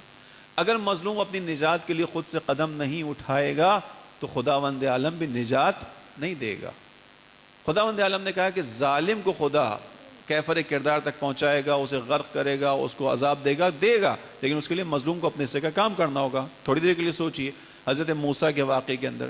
حضرت موسیٰ اپنے لشکر کو لے کر چلے, دریائے نیل پر آئے, دریائے نیل پر جب پہنچے تو دریائے نیل میں راستہ بنا اور حضرت موسیٰ اپنی قوم کے ساتھ دریائے نیل سے نکل گئے. فرعون پیچھے پیچھے آیا اور اس کے بعد آنے کے بعد جیسے ہی فرعون اور اس کا لشکر اپنی تمام اس چیزوں کے ساتھ دریا میں اترے, دریا آپس میں ملا اور فرعون اور اس کا لشکر غرق ہو گیا. خدا کے وعدے پورے ہوئے. خدا کا وعدہ کیا تھا؟ مظلوم کو نجات دے گا اور ظالم کو ہلاک کرے گا. لیکن اس وعدے کو پورا کرنے کے لیے ایک شرط تھی. وہ شرط کیا تھی؟ کہ حضرت قوم بنی اسرائیل کو حضرت موسیٰ کا ساتھ دیتے ہوئے نکلنا پڑے گا, حضرت موسیٰ کی پیروی کرنی پڑے گی. اگر قوم بنی اسرائیل بیٹھی رہ جاتی، گھروں میں بیٹھے رہتی اور کہتے کہ موسیٰ آپ نے تو وعدہ کیا تھا کہ خدا عذاب دے گا، ظالم کو، مظلوم کو نجات دے گا، تو خدا سے کہ نجات دے، نجات نہیں آتی، گھر میں نہیں آنی تھی۔ اصول یہ تھا کہ اپنے حصے کا کام کرو، پیروی کرو، میدان میں نکلو، دشمن کو للکارو، اس کے بعد خداوند عالم تم پر اپنی مدد نازل کرے گا، اور خدا نے کیا۔ اگر حضرت موسیٰ کی قوم پیچھے چل کے نہ آتی تو یہ معجزہ رونما نہیں ہوتا۔ خداوند عالم نے رسول اللہ سے وعدہ کیا کہ خدا تمہاری مدد کرے گا، جہاد میں جاؤ، اصحاب کو اس بات پر ترغیب دو کہ وہ آئیں، خدا کی راہ میں کوشش کریں، خدا مدد کرے گا۔ خدا نے مدد کی، جنگ بدر میں خدا نے مدد کی، مگر کب کی؟ جب اصحاب رسول اللہ کے ساتھ نکل کر میدان جنگ میں آئے، جو اسلحہ اپنے ساتھ لا سکتے تھے، یعنی جو تیاری خود کر سکتے تھے اس تیاری کے ساتھ آئے، جو ممکن تھا، جتنی سواریاں ان کے پاس تھیں، جو اسلحہ ان کے پاس تھا، اس اسلحے کے ساتھ دشمن کے مقابلے میں آ کر کھڑے ہوئے۔ اب خدا کی مدد نازل ہوئی۔ سورہ بقرہ کی آخری آیتوں میں جا کے طالوت اور جالوت کا تذکرہ، جالوت سے خداوند عالم نے نجات دی۔ جالوت اس زمانے کا فرعون، اس زمانے کا امریکہ، بڑا لشکر اس کے پاس، بڑا جاؤ حشم اس کے پاس، اس کی طاقت دیکھ کر مروب ہو جائیں لوگ، اتنا وہ اس کا لشکر۔ لیکن اس جالوت کو خدا غرق کرے گا۔ کب کرے گا؟ جب طالوت والے لوگ نکلیں گے، مومن نکلیں گے، مقابلہ کریں گے تو خدا مدد بھیج دے گا۔ خدا گھر میں بیٹھ کے مدد نہیں بھیجے گا۔ لہذا جب طالوت کے ساتھ لوگ نکلے اور جب وہاں پہنچے جہاں پہ بڑا لشکر تھا جالوت کا، جیسے آج امریکہ کا بڑا لشکر ہے، اس کو دیکھ کر مومنوں میں سے بعض نے کہا کہ ہم تو مارے گئے بھائی، ہم تو میدان میں نکل کر آ گئے، اور امریکہ کا مسئلہ، اس کا جالوت کا تو مقابلہ ممکن ہی نہیں، وہ لمبا اس کا لشکر ہے، میدان بھرا ہوا ہے اس کے ساتھ و سامان سے، لشکر سے، سپاہیوں سے، اسلحے سے، ہمارے پاس کیا ہے؟ ہمارے پاس تو کچھ بھی نہیں ہے۔ لیکن یہاں پر جو مومنوں کے اندر مخصوص مومن تھے، یعنی واقعاً خدا والے تھے، جن کو خدا نے کہا والذین یظنون انہم ملاق اللہ، انہی مومنوں میں وہ لوگ تھے جو خدا سے ملاقات کو سچ سمجھتے تھے، یعنی متمنی رہتے تھے خدا سے ملاقات کے، یعنی شوق شہادت کے جذبے سے سرشار تھے۔ انہوں نے پلٹ کر اپنے ہی مومنوں سے کہا کم من فئۃ قلیلۃ غلبت فئۃ کثیرۃ باذن اللہ، اے ہمارے مجاہد بھائیوں گھبراتے کیوں ہو؟ خداوند عالم اس سے پہلے بھی قلیل لشکر کو کثیر پر غلبہ عطا کر چکا ہے، خدا ہے تمہارے ساتھ۔ یہ وہی جواب ہے، میں اسی کے لیے اتنی تفصیل بیان کی تھی۔ جالوت کو شکست کب ہوگی؟ جب طالوت کے ساتھ نکلو گے، خدا پہ بھروسہ کرو گے، تو جالوت اپنے تمام تر فوجی ساز و سامان کے ساتھ غرق ہو جائے گا انشاءاللہ۔ جو آج کا جالوت اور جالوتی لشکر ہے، ہم اور آپ اس کو بھی انہی دریاؤں میں غرق ہوتا ہوا دیکھیں گے انشاءاللہ۔ اور ہم دیکھ رہے ہیں کہ یہ جالوت اس وقت اپنی تمام قدرت اور طاقت کے باوجود اپنی حیثیت کو کھو بیٹھا ہے، ایسے ہی ہے۔ یعنی آج جو کچھ امریکہ اور اس کے پاس ہے، اب آپ دیکھیے اس زمانے میں جالوت کے پاس تھا، اس زمانے میں فرعون کے پاس تھا، لیکن خدا نے جب حضرت موسیٰ کے ساتھ کیے گئے وعدے کو پورا کیا، حضرت طالوت سے کیے گئے وعدے کو پورا کیا، خدا یہاں بھی یہ وعدہ پورا کرنے والا، خدا نے وعدہ پورا کر کے دکھایا۔ جس ملک کے خلاف لوگ آنکھ اٹھانے کی جرات نہیں کرتے ہیں، اس ملک کو الحمدللہ ایک قلیل لشکر نے، تشیع عالم تشیع کا ایک ملک ہے ایران، اس نے اس قلیل اپنے امکانات، قلیل امکانات کے ساتھ، قلیل کیوں کہہ رہا ہوں، کیوں امکانات کم ہے اس کے؟ 47 سال، ابھی 47ویں برسی گزری ہے، 47 سال کے اندر مسلسل محاصرہ ہے۔ کون سا محاصرہ؟ اقتصادی پابندی ہے، تیل ہے بیچ نہیں سکتے، چیزیں بنا رہے ہیں بیچ نہیں سکتے، اقتصادی پابندی ہے۔ اسی اقتصادی پابندیوں کے باوجود اس جگہ تک پہنچے ہیں کہ جو اتنا بڑا ان کا جو وہ آیا ہے، بحری بیڑا آیا ہے جس کی پتہ نہیں کتنی خصوصیات ہیں، اسی کو غرق کرنے کی صلاحیت الحمدللہ موجود ہے۔ کہاں سے ہوا؟ یہ خدا کی مدد سے ہوا۔ لیکن خدا نے مدد کب کی؟ جب قوم نے کھڑے ہونے کی ہمت دکھائی، جب قوم کھڑی ہوئی، امام خمینی کے کہنے پہ لوگ آئے، وہی والی بات سورہ بقرہ کی آخری آیتوں والی بات کی، جن لوگوں کے اندر شوق شہادت تھا، جن کو خدا سے ملاقات کی تمنا اور آرزو تھی، انہوں نے کہا کہ خدا قلیل لشکر کو کثیر پر غلبہ دینے والا ہے، ہمت تو کرو۔ ابھی توجہ سے سنیے گا، ایران عراق کی جو جنگ ہے اور ایران کے انقلاب کے شہداء، میں پہلے بھی شاید یہاں بیان کر چکا ہوں، کل شہداء کی تعداد کتنی ہے؟ جو انقلاب آیا اور انقلاب کے بعد جو 8 سال کی جنگ چل رہی ہے، اس کے اندر جو کل شہداء کی تعداد ہے تقریباً 3 لاکھ ہے۔ 3 لاکھ خون کے نذرانوں کا نتیجہ آج کا ایران ہے۔ آپ خدا کی خاطر قیام کریں گے تو خدا مدد کرے گا، خدا کی خاطر قیام کیا تو خدا نے نتیجہ دیا۔ آج آپ نے دیکھا وہ امریکہ جسے سب ڈرتے ہیں، وہ کہہ رہا ہے کہ میں ماروں گا، تمہارے پاس اتنے دن رہ گئے، اتنے دن رہ گئے، وہ کہہ رہے ہیں ہم تو انتظار میں بیٹھے ہیں، شروع تو کرو۔ ہم تو انتظار میں بیٹھے ہیں، شروع تم کرو ختم ہم کریں گے. اب یہ سنا ہوا نا آپ نے ساری چیزیں. اچھا یہ وہ چیزیں جس کو بچے دیکھ رہے ہیں آج، یہ اب تاریخ تو نہیں ہے، تو آج کی حقیقت ہے اور آنکھوں سے دیکھ رہے ہیں. وہ اتنا بڑا ابراہیم لنکن چلتا چلا آ رہا ہے بھائی، آ رہا ہے، کیا ہوگا اس کے اندر، تو اتنے جہاز کھڑے ہیں، اس کے اندر تو یہ صلاحیت ہے وہ صلاحیت ہے. کہاں گیا؟ نکل گیا واپس. کیوں نکل گیا؟ خطرہ تھا. ابھی رہبر نے جو آخری اپنی اسی خود وہ دیا ہے اسپیچ، اس میں یہ کہا کہ بعض لوگ یہ ہم سے کہہ رہے ہیں کہ ہم تمہاری طرف بحری بیڑا بھیج رہے ہیں. ہاں بحری بیڑے کے کچھ خطرے ہوتے ہیں، خطرناک ہوتا ہے، یہ انہوں نے کہا لیکن ان کو یہ پتہ ہونا چاہیے کہ اس بحری بیڑے سے زیادہ خطرناک وہ صلاحیت ہے جو ان کے اس بحری بیڑے کو زمین کے اندر غرق کر سکتی ہے، سمندر کے اندر غرق کر سکتی ہے. پیغام دیا کہ تم ایسا نہیں سوچو کہ ہم ویسے ہی بیٹھے ہوئے ہیں، نہیں. ٹھیک. لہذا خداوند عالم نے بیان کیا کہ جو عذاب ہے تو آئے گا، یہ جو ظالموں سے خداوند عالم نے وعدہ کیا ہے عذاب کا، ان کو گھیرنے کا، انہیں غرق کرنے کا ہوگا، لیکن اس کے لیے مومنوں کو اپنے حصے کا کام انجام دینا ہے. اگر اس میں تھوڑی تاخیر ہو رہی ہے تو وہ اس بات پر وہ نہ بنے کہ ہمارے پر عذاب نہیں آیا، ہم پر سختی نہیں ہوئی. نہیں، خداوند عالم کا حتمی فیصلہ ہے اور اس پر چلتے ہوئے خداوند عالم جب کھینچنا چاہے گا جس کی لگام کو اس کو کھینچ لے گا.